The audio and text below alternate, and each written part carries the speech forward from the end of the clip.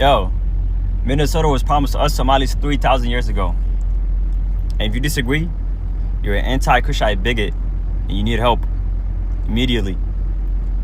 Also, if you read Genesis 12:3, it says that those who bless Somalis will be blessed, and those who try to harm them will bring harm upon themselves. I didn't say that. Genesis 12:3.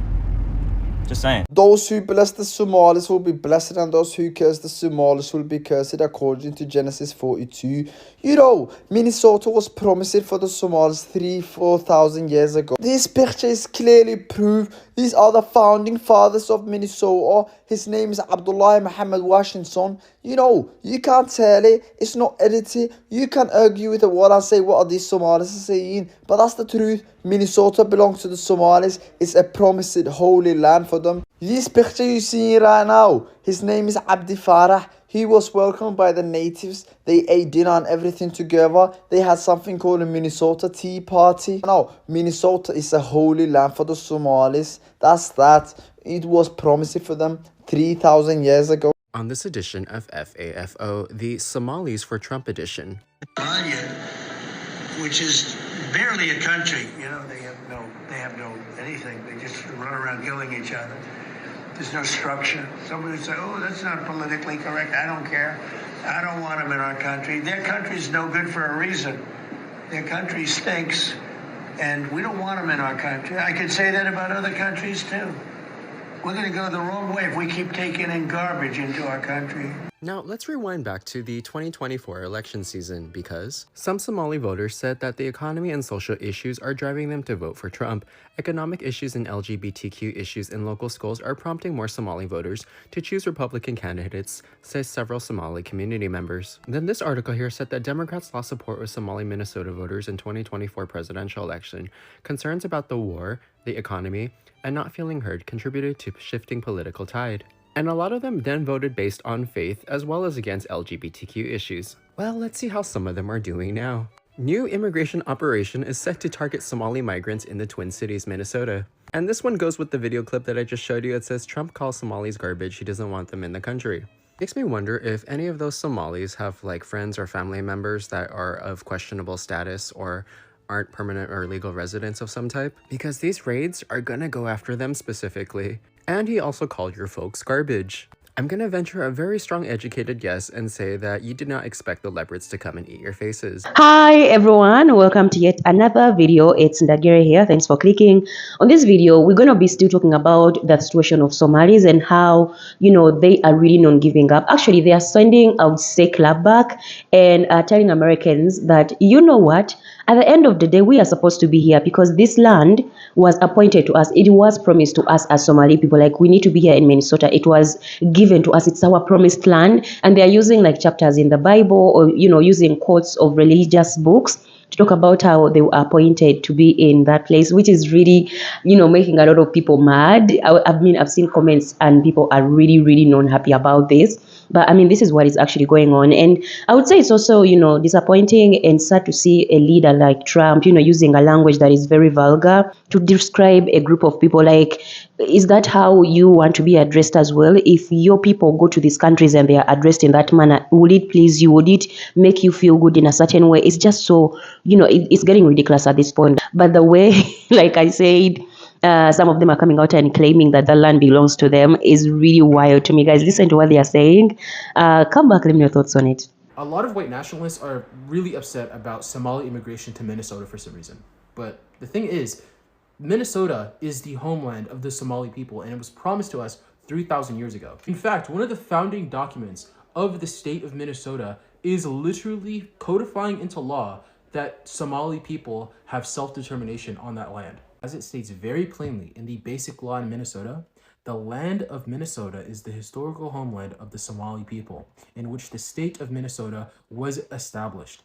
The state of Minnesota is the home of the Somali people, in which it fulfills its natural, cultural, religious, and historical right to self-determination. The right to exercise self-determination in the state of Minnesota is unique to the Somali people. The state views the development of Somali settlement as a national value and will act to encourage and promote its establishment and consolidation. So that's the end of the debate. The only people who have the right to self-determination in Minnesota are Somalis. Somalis have a cultural tie to the land. It was promised to us 3,000 years ago, and we have the right to go back to our homeland. If anybody wants to help me pay for Aliyah to my homeland, please help me out. So Somalians are trying to drag Black Americans into their fight. Check this out. But Trump based his order on a report whose author has made it clear that his goal is to denationalize and deport as many Somali Americans as possible. This is not about crime. It's not about safety. This is about purging people like me from this country.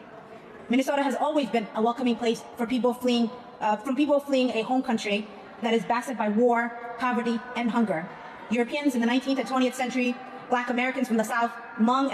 That was a call for allyship, and they threw the race card out there. We're all Black. What happened to I'm not Black, I'm Somalian? And what happened to the call to allyship when y'all was scamming Minnesota out of hundreds of millions of dollars? They only pull out the race card when it's beneficial to them, because before this, they'll tell you, you're jealous because Somalians are driving Priuses. And there's no allyship when they taking advantage of all these government assistance programs, HUD, public housing. They're not going to let you in their building that they're in. And these are the same people that will tell you, if you Black American Somalians will say, hey, my people came over here in planes and your people came over here in shackles and chains. Keep that same energy. I respect that. Since me and my peoples came over here in shackles and chains in a ship, I'm porting my ship right here. This is where I'm going to port my ship.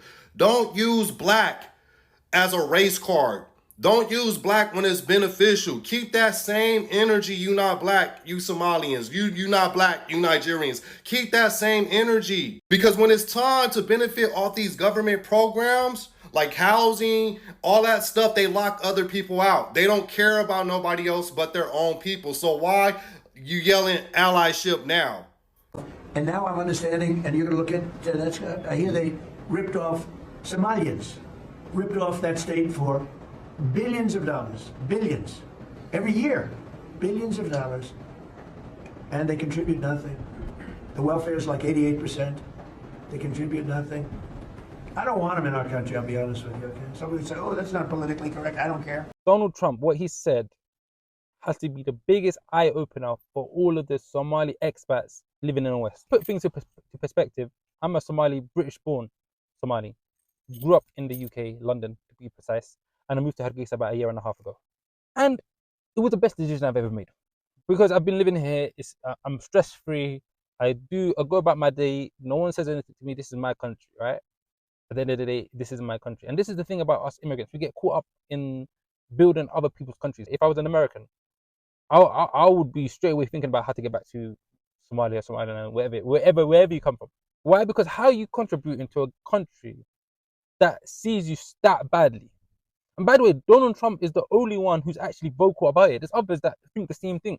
That's why I say the least that you can do is build up your own country. And I'm not saying go into politics. You're contributing to your country just by living there. I would just advise my Somali American brothers and sisters, especially those living in Minnesota. Invest in your own land. Invest in your own country. Don't waste your efforts on pleasing another man and another country. Why did I see a tweet today talking about the fact that Trump is targeting Somali people in Minnesota is going to put Black Americans at risk? I don't think so. I think that Black Americans and Somali people don't look anything alike, first of all. Second of all, they don't even consider themselves Black. We are Somalis, not Black. There, I said it. Somalis are not Black. Let me explain why. Looking at me right now, chat, am I Black? I'm literally brown. I'm literally brown, bro. Think about it as well. Somalis are Arabs. We're in the Arab leagues. We speak the Arab language. We eat the Arab food. Bro, think about it like this, bro. If a whole community doesn't regard themselves as Black, we can't be Black, bro. Somalis are not Black. Now, before you disagree with me, I just want to say, listen, right? There's no such thing as the term Black. The term Black only came about in colonization. I don't have to accept that side. That's why the other day when I was in a place, someone said to me, are you Black? I said, I'm not Black, sahib. I don't accept that term. Somalis are not Black. There's a difference between African and Black. You think that a person, any person, can't tell the difference between a Black American and a Somali person? I don't think so. I think that you can tell the difference between a Somali person and a Black American person. Like, I really do. And I'm just saying. Let me say this clearly. When someone attacks our community and calls us garbage, this is not just an insult. This is an attack on our humanity, our dignity, and our constitutional right to exist as equals in this country. I am Somali. I am an American. And I am sick and tired of people acting that those two identities cannot live in the same body. In the United States that we all envision, we are nurses caring for the sick. We are teachers teaching the next generation. We are business owners, taxpayers, neighbors. We are human beings who contribute to the very fabric of this nation. So when you single us out, when you try to dehumanize us, understand this. Your words don't just target Somalis. Your words target the idea of America itself.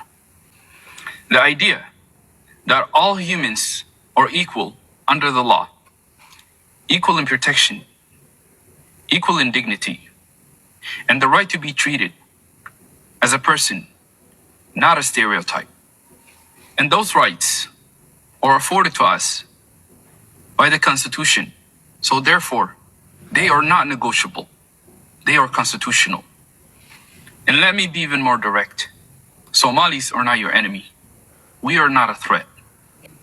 We are a part of this country and also a part of this community. And we are also a part of the people who help keep this country alive. So I am speaking out today because silence is not an option.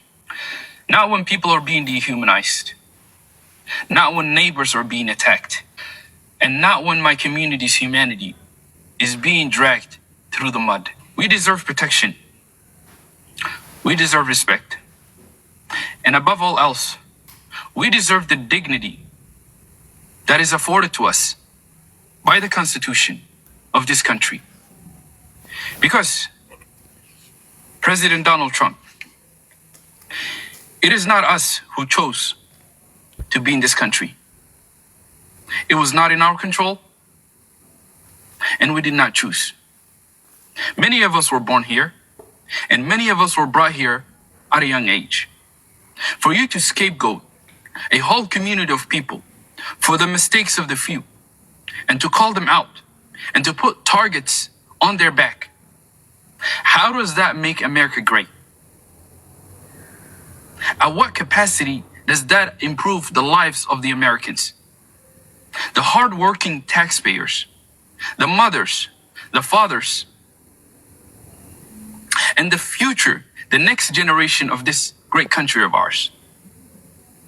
Divisiveness is not going to improve the situation of the everyday American. These people been here for 30 years. And for 30 years, they refuse to assimilate. As a matter of fact, they done turned Minnesota into Little Somalia. Even changed the flag of Minnesota to reflect Somalia.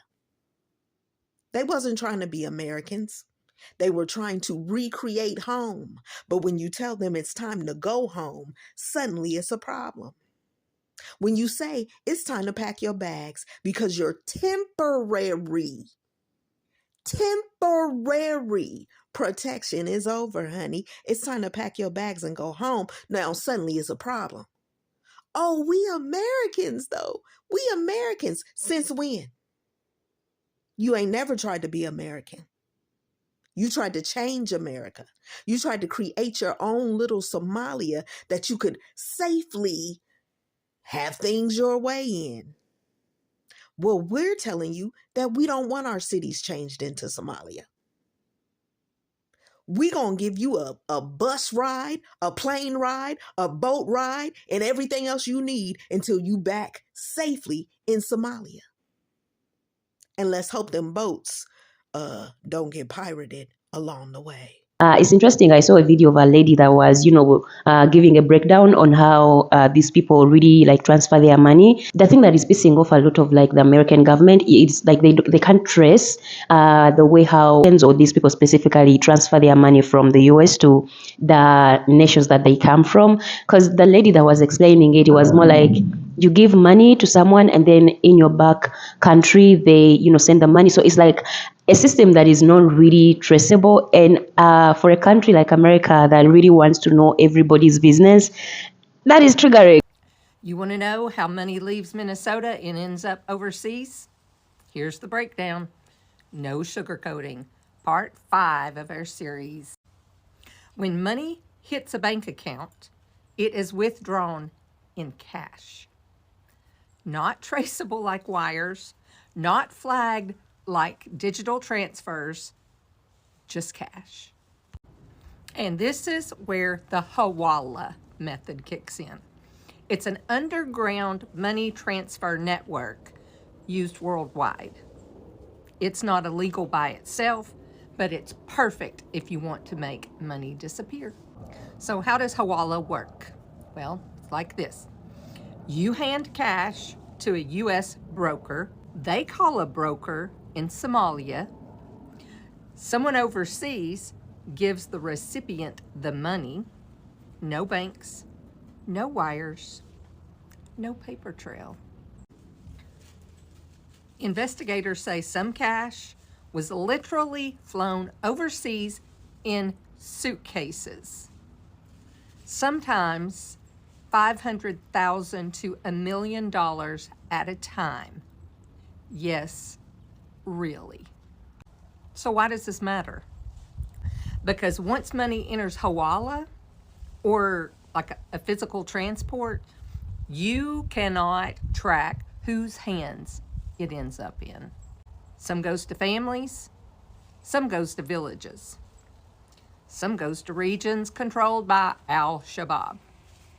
And that's exactly what investigative reports have warned about. You wanted the money trail? That's the trail. So in case you did not know, Somalis are notorious for looting, stealing, their piracy, very well known for. They marry children, they don't have women's rights, women can't vote.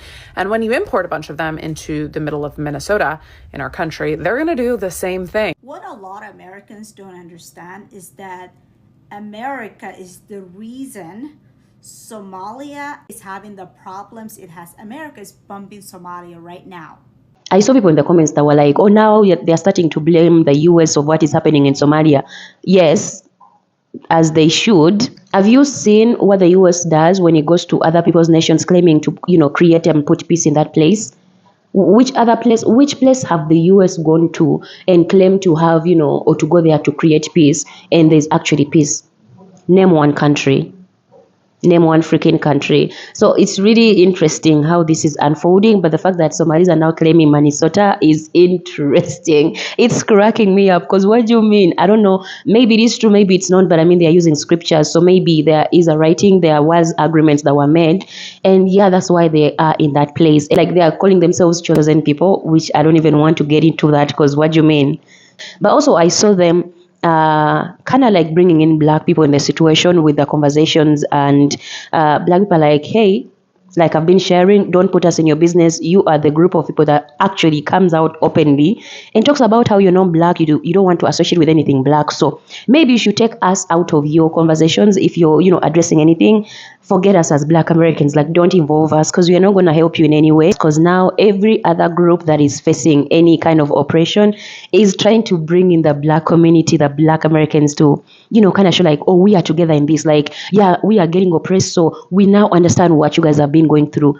I'm like, where have all these people been to fight for the black community ever? That's for the Asians, the Arabs, some Africans, some Caribbeans. It's just a mess if you look into it. But overall, what do you think about this situation? Do you think a whole bunch of Somalis or a whole group of people should be demonized and called names and being harassed just because of a few people that did some kind of, fraud? And also, some people in the comments were like, wait, who should be coming out to police anyone about fraud? Because it should not be the US.